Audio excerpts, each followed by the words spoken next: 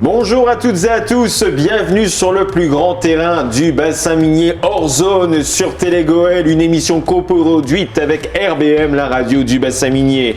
Hors zone, c'est une équipe du Tonnerre qui est portée par des forces vives, notamment par la sentinelle de l'info, qui ne laisse à rien passer. Thomas Verbouche-Delchambre. Vous améliorez de semaine en semaine en qualificatif. C'est mon nouveau défi. Bonjour Thomas. Bonjour Fred, bonjour à tous. On parlera dans le clapping de disque golf avec ce frisbee. Je vous le lancerai tout à l'heure. Magnifique, j'adore le rose d'ailleurs. Lui, il ne lance pas des frisbees, il pédale. Il pédale jusqu'aux 4 jours de Dunkerque. C'est l'invité d'Orzone, l'adjoint au sport de Mazagarbe, Philippe Dudkiewicz. Bonjour Philippe. Bonjour Fred, j'ai moins de qualificatifs que votre collègue en tout cas. Oui, mais vous restez quand même un invité de qualité. Donc dans cette émission. Merci. Et lui, c'est l'un des piliers de son club. L'US Noyelles-sous-Lens, il y est depuis plusieurs dizaines d'années. Et on parlera avec lui du Racing Club de Lens et un peu quand même de l'USN. Dans le point supporter, c'est Jackie Tartare. Bonjour Jackie. Bonjour. Oui, je vais vous parler du Racing Club de Lens et du très bon jeu qu'ils pratiquent cette année en D1. On reviendra notamment sur les dernières performances et sur ce match Lens-Lyon avec vous. Sans oublier la conférence de presse et plein d'actualités. Mais juste avant, c'est les résultats sur le terrain.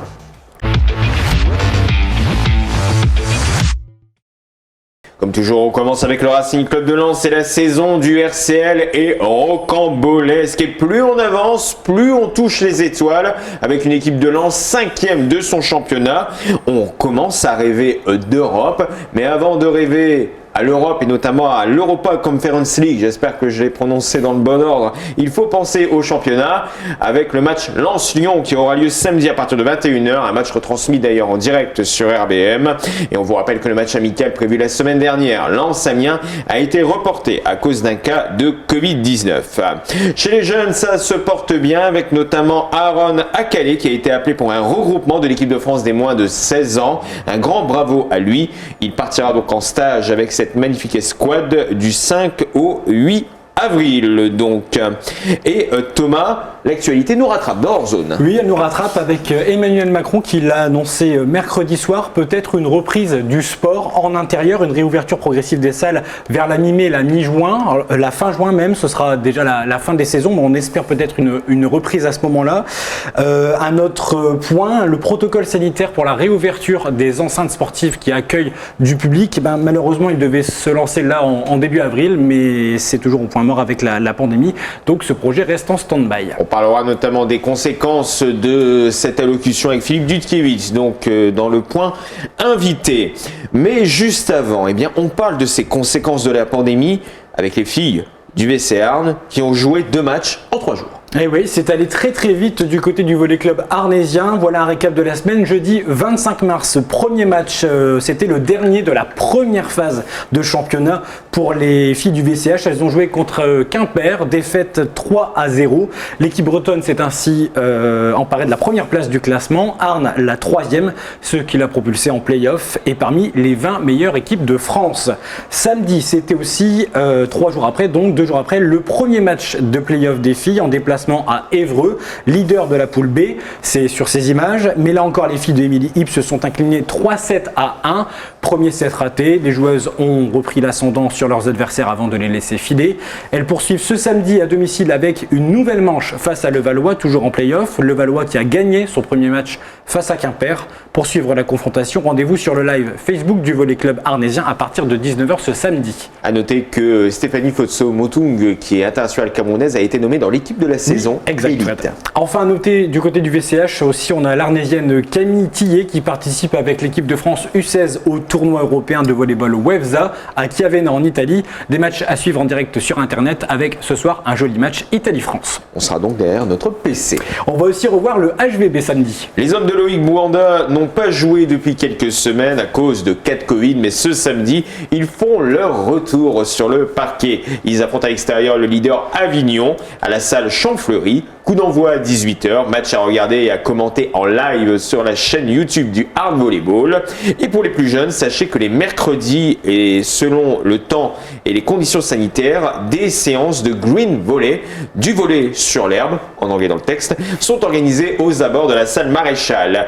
Alors ça commence pour les moins de 7 ans aux moins de 13 ans et c'est de 14h à 16h. Et pour les plus grands et les débutants, c'est de 17h à 18h donc. On reste à l'extérieur mais avec un événement qui est annulé, Fred. Oui, malheureusement Thomas, la route du Louvre donc qui devait avoir lieu le 9 mai prochain est reportée à une date ultérieure. L'organisation l'a annoncé lors d'un communiqué qui est tombé mercredi soir juste après l'allocution du président Emmanuel Macron. Dans ce communiqué, on apprend que les participants devront prendre une décision au moment où la nouvelle date pour cette course sera communiquée. Soit les coureurs pourront se faire rembourser, soit ils pourront participer. L'organisation se donne jusqu'au 30 mai pour donner une nouvelle date. Et si vous avez un projet, celui d'intégrer peut-être le centre de formation du Real de Madrid, eh bien c'est possible. Un projet, un rêve qui va peut-être devenir réalité pour ceux qui foulent les pelouses liévinoises. Cet été du 2 au 6 août, l'Olympique Liévin va recevoir le stage de football du prestigieux club espagnol, le Real de Madrid. Pour y participer, il faut s'inscrire sur frmclinics.fr et il va falloir aussi mettre le prix, 319 €. Avec ça, les habits du club ainsi qu'un ballon vous seront offerts. C'est pour tous les niveaux, de 7 à 16 ans, 30 heures de foot, les repas du midi offerts et les meilleurs d'entre eux se retrouveront peut-être à Madrid. On a hâte de voir ça cet été. Qu'est-ce que vous en pensez, ce stage du Real Madrid, cette détection qui peut se faire à Liévin? C'est très bien pour les jeunes de la région. Ça va leur permettre de côtoyer les étoiles pendant une bonne semaine. Et le problème, c'est certainement dans une région où c'est assez difficile, c'est les finances, quoi. C'est pas donné pour un stage de foot 319 €. Et donc j'espère qu'il y aura moyen de trouver des finances pour aider ces gamins à participer à ce stage. Est-ce que l'US Noël Soulance a déjà reçu de grandes écuries du football? Non, par le Racing Club de Lens, qui à un moment donné faisait le tour des clubs pour s'entraîner. Et donc ils sont venus s'entraîner 2-3 fois au complexe sportif de Noyelles. C'est le seul club qu'on a reçu, je pense. Et est-ce que du côté de Mazagarbe, ça pourrait être une option un jour de recevoir un stage d'un grand club de foot ou même de recevoir le Racing Club de Lens? Mais ça sera avec plaisir, effectivement. On aimerait bien pour nos jeunes, pour la population également, avoir ce genre de formation. Je rejoins un peu Jackie sur la formule. Aujourd'hui, si on ferait quelque chose, 300 € ou plus de 300 € pour une semaine de formation, je trouve que ça fait très cher. C'est vrai que c'est des lumières plein les yeux. Mais est-ce qu'aujourd'hui, la population du bassin minier peut se permettre de sortir 300 € pour une semaine? C'est simplement Il y la avait question. une réduction pour les premiers inscrits, mais bon, une réduction de peut-être d'une trentaine d'euros, quelque chose comme ça. Donc c'est vrai que c'est un peu onéreux. On va parler d'un autre élément du foot, la découverte du Cécifoot pour les déficients visuels. Et oui, on vous en a déjà parlé dans Hors Zone et ça va peut-être vous intéresser, Philippe et Jackie. Pour rappel, le Cécifoot, c'est ce sport qui se joue à 5 contre 5 sur un petit terrain avec des joueurs déficients visuels, sauf le gardien de but. Et si vous souhaitez découvrir ce sport, il y a des séances d'initiation tous les mercredis, sous réserve bien sûr des conditions sanitaires. La prochaine séance sera le mercredi 7 avril au stade de Berre, de 14h à 17h. Les renseignements sont à prendre donc au numéro de téléphone inscrit au bas de cette affiche. Et bonne nouvelle, donc on l'a appris récemment, les élèves du collège Descartes-Montaigne de Liévin pourront pratiquer bientôt le Cécifoot, puisqu'une section ouvrira à la rentrée. Les dossiers d'inscription sont d'ores et déjà disponible. On enchaîne et ça va faire sourire Philippe Dudkiewicz. Quelques travaux se font actuellement du côté de Los Angeles, mais également du côté de Mazingarbe. Oui Fred, ça concerne d'abord le stade de football Eric Sicora et le mini-golf de Mazingarbe. D'abord pour le stade de Los Angeles qui a une vingtaine d'années, il va connaître une grande rénovation de son infrastructure, son éclairage, sa pelouse et c'est une opération qui coûtera 520 000 € mais qui n'en est qu'à la recherche de subventions. Et Philippe, on parle avec vous du mini-golf de Mazingarbe et il est en cours de réflexion.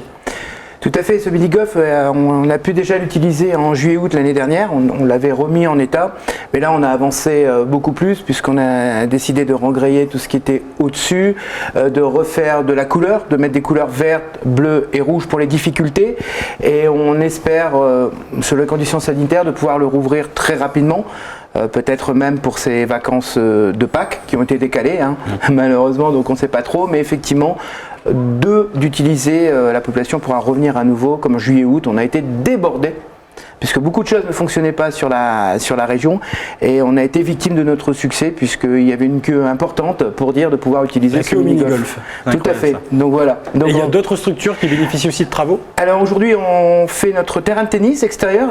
Il y a 10-15 ans en arrière, il y avait un terrain de tennis qui était présent, donc on a décidé, c'était dans le programme, de faire un terrain de tennis extérieur. À côté de ce terrain de tennis extérieur, on fait également, on peut le voir sur la photo, comme vous pouvez voir derrière, un stade multisport, un terrain de jeu multisport et un 9 cours qui est un petit tennis, un mini tennis. Donc on met ça en place, on espère pouvoir l'ouvrir au mois de juin. Donc de la même manière, là aussi on a travaillé un petit peu, c'est un petit scoop, les gens ne le savent pas encore, mais en flashy, puisqu'on aimerait mettre sur ce terrain, on va mettre la couleur de Flushing Meadow pour sortir un petit peu, donc le bleu de Flushing qui plaît à beaucoup. Et donc ce terrain va essayer de ramener de la jeunesse, des moins jeunes pour venir sur ce terrain. Et sur cette photo là on voit l'installation du terrain de tennis, c'est un peu particulier. C'est particulier. Là ils sont deux, j'ai eu l'occasion de prendre la photo, ils sont deux. D'habitude la dernière fois ils étaient 4 également, c'est-à-dire c'est un travail à l'ancienne. Ils posent le terrain, c'est des cailloux mélangés avec différentes choses, hein. Je ne suis pas technicien là-dessus, mais à la fin j'étais surpris, ils mettent un plastique et pour le rouler, c'est à l'ancienne, un bon tuyau dessus, je monte à 2 et j'étale ça pour dire de tasser. Bon bah, on sait ce qu'on va faire cet été, Thomas. On va installer un terrain là, devant Télégoal. Oui, en plus on a eu le message de notre direction comme quoi il faut refaire le parking, donc je pense qu'on va s'y coller pour cet été. Sûr. Donc Thomas, à moi peut-être qu'on fasse une petite partie de mini-golf. Peut-être, vous nous inviterez. Je vous invite au mini-golf et même au half-court que vous allez pouvoir découvrir. On va le découvrir alors bientôt. Et allez, on passe du putter au frisbee, donc c'est maintenant, c'est dans le clapping door zone.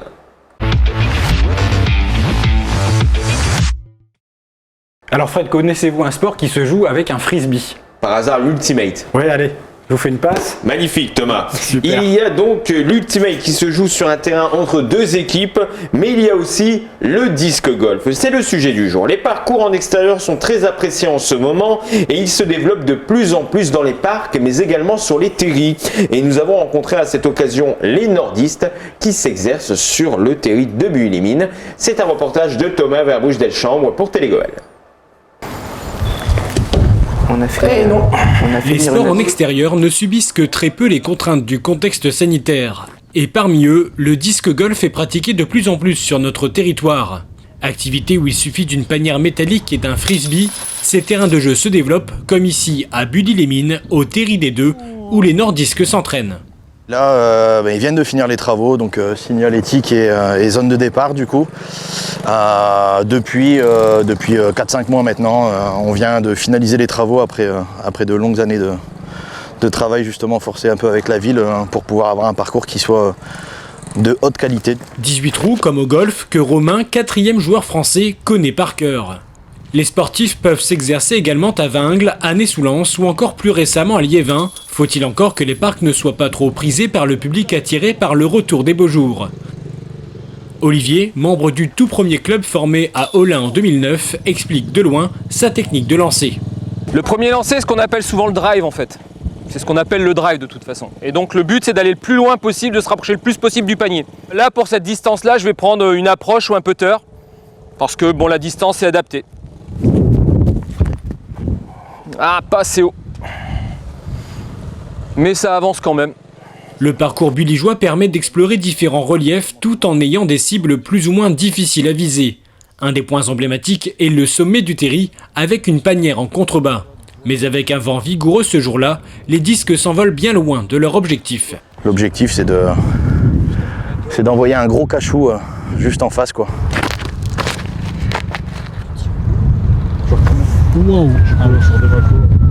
La complexité de ce site caillouteux entre dénivelé et végétation impose également des zones de préservation de la nature et des espaces où le disque ne doit pas tomber, comme au trou numéro 12.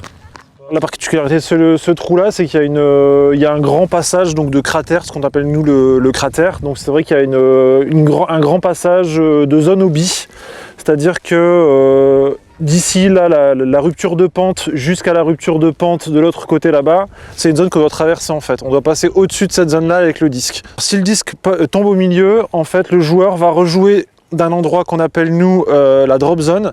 Donc c'est un endroit qui est signalé là, juste un petit peu plus haut sur la gauche. Donc le joueur va relancer son disque de cet endroit-là avec un point de pénalité. À la mi-mars, une manche du National Tour, la compétition de disc golf, devait se tenir sur le territoire. Mais les conditions sanitaires s'aggravant, elle a été reportée à l'été si possible. En attendant, prenez votre disque et tentez d'atteindre la panière du mieux que vous pouvez. Et c'est à sans faute donc pour les nordisques sur le terril de Buis-les-Mines. Thomas, je vous rends votre précieux. Merci beaucoup. Philippe, vous avez reconnu un personnage dans ce reportage. Et oui, j'ai reconnu Romain qui est à Mazingarbois et que j'ai reçu la semaine dernière dans le parc de la mairie, puisque nous avons une idée également de créer ce sport dans la commune. Donc ce n'est qu'à la phase de l'étude, une étude topographique, voir où on pouvait mettre ses paniers, etc. Mais effectivement, agréablement surpris de voir ce Mazingarbois chez vous également, quoi. Jackie Tartare, c'est un sport que vous avez déjà pratiqué, le disque golf? Non, personnellement non. Ça ne vous intéresse pas? Je pense si, ça peut, tout m'intéresse, donc je pense que ça peut que m'intéresser. Justement, avec l'aménagement du terri de Noyelles, je pense qu'il y aurait moyen de créer un parcours pour pratiquer ce sport. En tout cas, on va peut-être réfléchir aussi à créer une association. À Noyelles-sous-Lens de disque golf, on crée des vocations d'Orzone. Bon, on peut créer une association à 4, si vous voulez. On va faire l'équipe de loisirs d'Orzone. On va aller faire des futsal. Bon, comme on en a parlé avec Jackie Tartare, il faudra nous prêter Philippe Maréchal, donc au poste de gardien de but, parce qu'on aura besoin d'un gros coup de main. C'est un événement sportif qui pourrait malheureusement recevoir un sacré coup. C'est les 4 jours de Dunkerque qui vont passer dans le bassin minier. Est-ce que tout est remis en cause à la suite des dernières annonces du gouvernement? Réponse avec Philippe Dutkiewicz, c'est l'invité d'Orzone.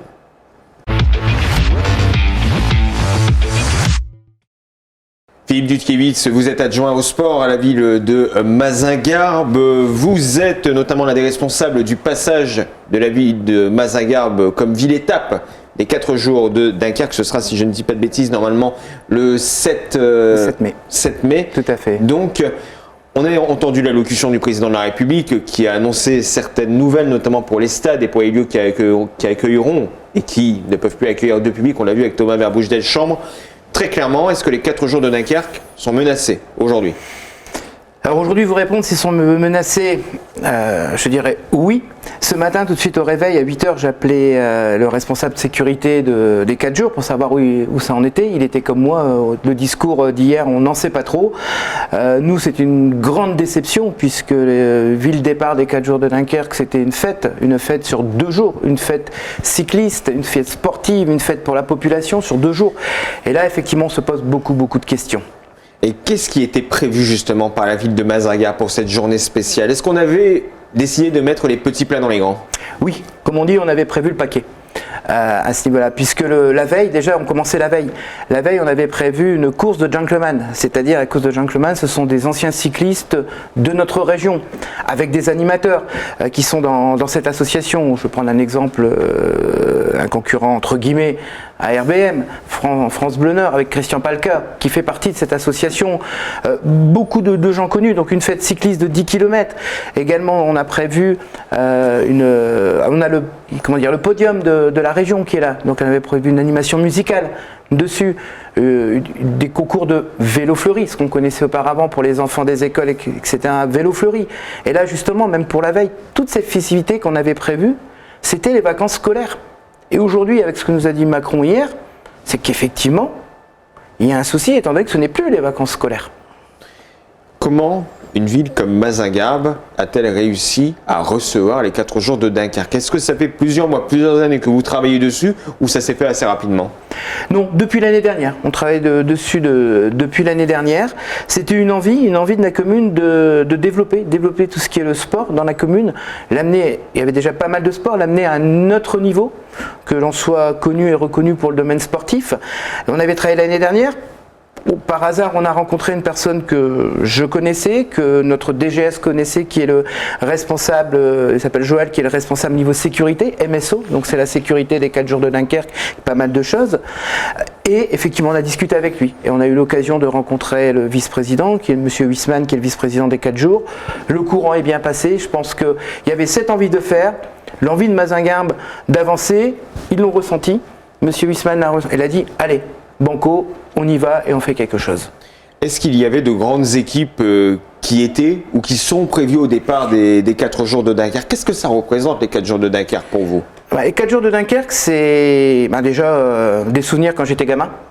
Comme pour d'autres, c'est de le voir passer dans notre commune est une chose, mais d'avoir le départ ou l'arrivée dans une commune, c'est déjà important également pour tout le monde. Il y avait 18, je crois qu'aujourd'hui il y a 18 équipes engagées pour les 4 jours de Dunkerque. Parce qu'il y a 24 équipes en tout au niveau national, international. Là, 18 équipes s'étaient engagées. Donc ça veut dire qu'on pourrait, entre guillemets, avoir du beau monde au niveau du cyclisme. Ce qu'on a également, c'est que c'est un début, c'est soit ils sont là, soit on avait à la même période le Tour d'Italie. Oui, donc soit ils faisaient le Tour d'Italie, soit viennent 4 jours. Mais pour eux, ces équipes sportives, c'est une préparation au Tour de France. Donc c'était magnifique, on a un super plateau. Bon, je parle au passé parce que bon, hier, quand M. Macron est intervenu, on s'est pris un petit coup dans la tête. Lorsqu'il est intervenu, ce matin, je suis allé avant de passer au studio en mairie, j'étais un peu dégoûté. On en discutait tous encore ce matin, j'attends avec impatience l'appel du président ou du vice-président pour savoir ce qui sera fait. Je pense que dans les prochains jours, on saura, ça ira très rapidement maintenant. Jackie Tartare, vous avez appris, vous aussi, il y a quelques jours, l'arrêt des championnats amateurs, donc saison blanche décrétée sur plusieurs niveaux. Déjà, est-ce que c'était la meilleure solution pour le football amateur et est-ce que c'est normal que des événements comme le 4 jours de Dunkerque se retrouvent impactés?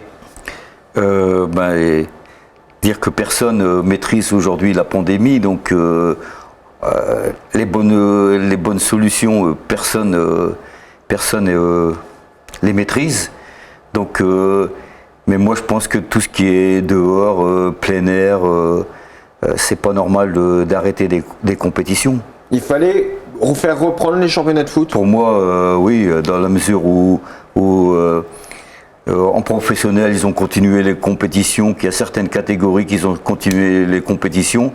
Je vois pas, une fois qu'on est sur un stade en plein air, que ce soit des amateurs ou des professionnels, il n'y a pas de différence. Surtout que les entraînements continuent. Surtout que les entraînements continuent. Les entraînements continuent pour les gamins. Les gamins, on nous dit qu'ils sont moins porteurs.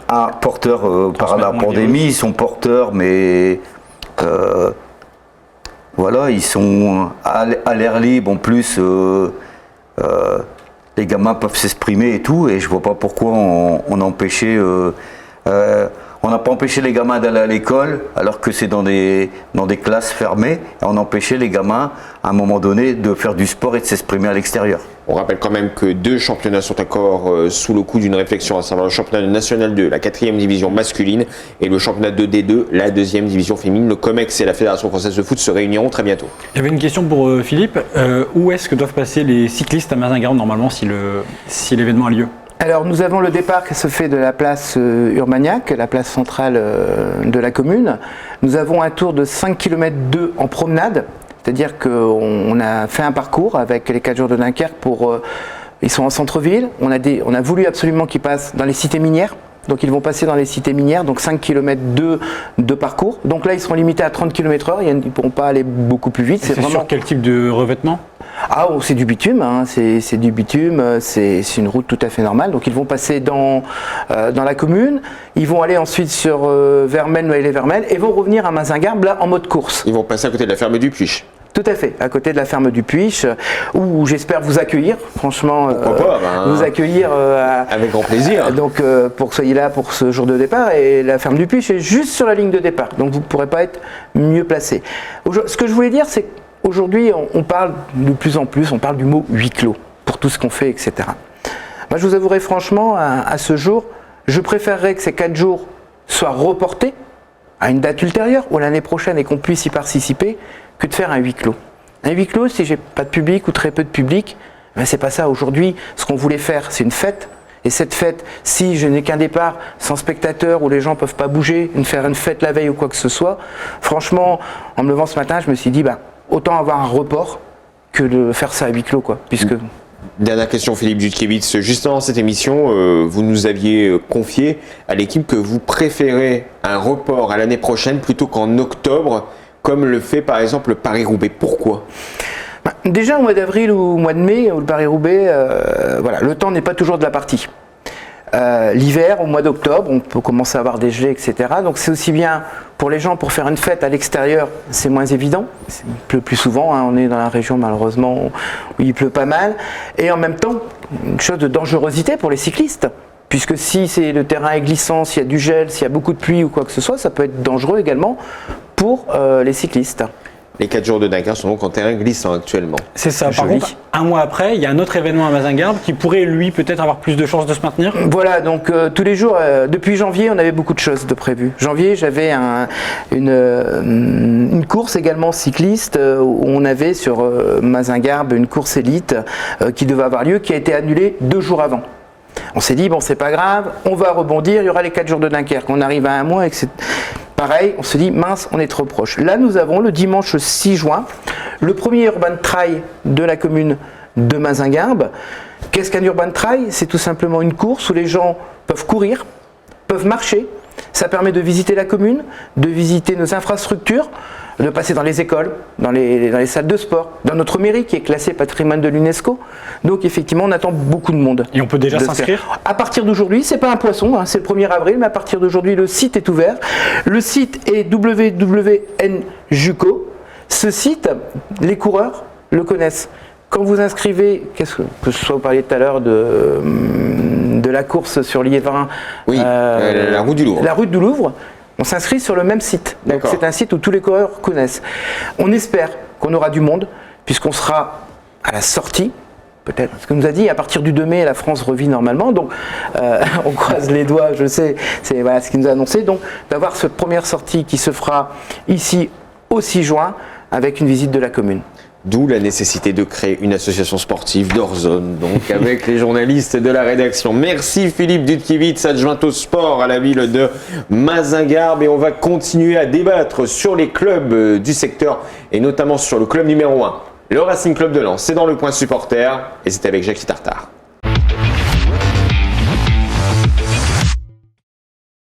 Jackie Tartare est dans notre point supporter, donc vétéran, pilier de l'US Noyelles-sous-Lens. Le Racing Club de Lens est 5e. Un scénario prévisible pour vous? Non, pas prévisible, parce que ce qui était prévisible au départ, c'est surtout de pouvoir se maintenir. Je pense que c'est chose faite et de très bonne manière. Aujourd'hui, Lens est 5e et peut prétendre peut-être accrocher une Coupe d'Europe. Là-dessus, sur les 8 derniers matchs, il y a 4 matchs où il va devoir arbitrer les premiers du championnat. Est-ce qu'il y a eu des accidents de parcours? Oui, ne serait-ce que le derby à Lille où Lens a voulu, à mon idée, par les supporters, imposer son jeu. Et je pense qu'ils sont passés à travers du match. C'est le seul accident de parcours, il me semble, en championnat. Après, le plus grand accident de parcours de la saison, il me semble que c'est l'élimination en Coupe de France au Rester, qui est resté pour Lens toujours une plaie, parce que cette Coupe de France qui nous fait défaut, qui n'a jamais été remportée par le Racing Club de Lens, aujourd'hui, voilà, j'ai pensé qu'avec la saison qu'ils avaient fait en championnat, c'était l'occasion de mettre le paquet en Coupe de France. Ça n'a pas été le cas. Ce sera peut-être pour la saison prochaine. Donc, Lens-Lyon, c'est ce samedi, donc au stade de Bollaert. Vous vous attendez à quel type de match, Jackie Tartare? Un match fermé ou au contraire un match très ouvert? Non, parce que contrairement aux équipes de milieu de classement et fin de tableau qui viennent à Lens, qui ferment le jeu, parce que ils ont vu que Lens tactiquement c'est très bien dans les matchs, et donc ils viennent y jouer qu'un bloc bas. Les équipes de haut de tableau comme Lyon et tout, ils sont à la recherche de victoires. Il faut à tout prix qu'ils s'imposent pour pouvoir accrocher la première place ou leur place en Coupe d'Europe. Et donc Lens va pouvoir, à mon idée, jouer comme il joue à l'extérieur, là où il fait des bons résultats. C'est-à-dire que c'est pas à Lens d'ouvrir le jeu, c'est à Lyon d'ouvrir le jeu, à venir chercher les victoires. Ça sera le cas pour Lille, pour Paris, pour Monaco. Ils sont obligés de faire un résultat et Lens pourra mettre son système en place. Et je pense qu'il va beaucoup contrarier ces équipes du haut de tableau. Thomas Verbrugge-Deschamps ne nous contrarie jamais, notamment avec ses statistiques, Thomas. Quelques stats rapidement. Savez-vous le nombre de buts marqués par les Lensois cette saison? On va y aller avec Fred. Un avis? 44. 44. Philippe? 38. 38. Jackie? 42. C'est 46. Vous n'étiez pas très très loin. Le Moi, trio de je tête vous avoue, j'ai débuteur. triché, j'ai regardé sur Vous avez regardé l'affiche. Le trio de tête débuteur, Gaël Kakuta 9 buts, Florian Sotoka 8, Arnaud Kalimuendo 6 et 7 pénaltys inscrits sur 9. Quand même 7 pénaux. Ouais. Oui, c'est ça. Une autre stat, beaucoup de courses sur le terrain pour les Lensois. C'est la 3e meilleure équipe qui court sur le terrain avec 108,1 km par match. C'est plus que Lille. Voilà, on en parlait, avec 200 mètres de moins pour Lille. Et les équipes qui courent le plus sur le terrain, c'est Nîmes, 113 km et Monaco, 109. Et donc, lui, il court aussi beaucoup, notamment avec son staff, c'est Franck Hayes. Et il était justement attendu en conférence de presse du côté de la Gaillette pour préparer cette rencontre. Moi, je ne m'occupe pas de voir si on a un rôle d'arbitre ou pas. Je m'occupe de faire en sorte qu'on essaie de gagner tous nos matchs, que ce soit contre les... en tout cas d'essayer, que ce soit contre les 4 premiers qui ont des ambitions de titre ou Ligue des Champions ou de podium, ou que ce soit contre d'autres équipes qui ne sont pas dans les mêmes eaux. Donc voilà, je ne m'occupe pas trop de ce rôle d'arbitre. Je m'occupe surtout qu'on continue jusqu'au bout à poser des problèmes et puis qu'on finisse le plus haut possible. Oui, ça serait malhonnête de dire que c'est un match comme les autres, comme on peut entendre parfois. C'est sûr que c'est pas un match comme les autres parce que forcément c'est une équipe qui joue régulièrement la Ligue des Champions, donc c'est des grands joueurs en face. Après, bien évidemment qu'on a envie de se titiller aussi à ce genre d'équipe vis-à-vis de notre saison et la saison qu'on est en train de faire. On a ce petit goût amer aussi du match aller. On a envie de voir si depuis le mois de janvier on a progressé sur ce match-là.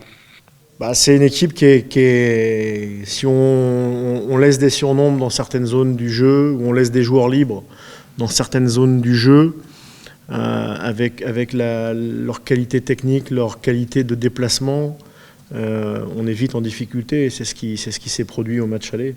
Donc il est nécessaire qu'on corrige ça pour espérer quelque chose, parce que ça fait partie...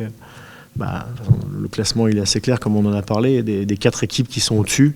Et Lyon, ça fait un moment qu'ils font partie de ces équipes qui sont au-dessus. Donc on ne le découvre pas. Donc, il va falloir qu'on soit très très rigoureux pour leur poser, en tout cas pour éviter qu'ils nous posent beaucoup de problèmes.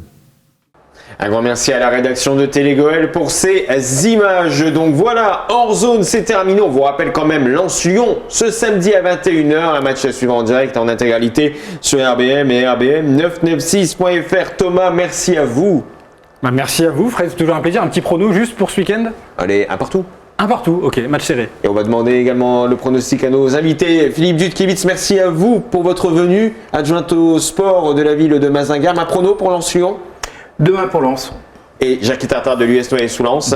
De partout. De partout. Un petit point sur les vignettes Panini de l'US Noyel. Ça marche toujours, il y en a encore. Ça marche toujours et c'est la 3e relance là. Vous en avez donné combien là Là on en a vendu 3000 et on est sur une 3e relance de 1500 vignettes. Et pour retrouver toutes les informations sur la collection Panini, rendez-vous sur le Facebook de l'US Noyel sous Lens. Donc on va essayer de compléter notre album sur 400 vignettes. Ouais. 400 vignettes, je crois qu'on en a 10. Et vous êtes à combien de reprises dans l'album, Jackie? Combien de reprises? Oui, vous apparaissez combien de fois dans l'album? 5 fois. Ah oui. 5 fois dans l'album, dans toutes les catégories que j'occupe. L'année prochaine, on demandera le cycleur or de Jackie Tartare. En zone, c'est fini pour aujourd'hui. Un grand merci à vous d'avoir assisté à cette émission. Merci à toute l'équipe de Télégoël qui est au diapason pour vous produire une émission de qualité. Merci également à la radio RBM. On vous souhaite une très belle journée. N'oubliez pas vos baskets pour la semaine prochaine. N'oubliez pas votre frisbee. Et surtout, en cette période compliquée, n'oubliez pas votre masque. N'oubliez pas votre masque et surtout faites très attention à vous. Et une passe. Ciao, bye bye. Allez, voilà, allez, Jackie. Ouais.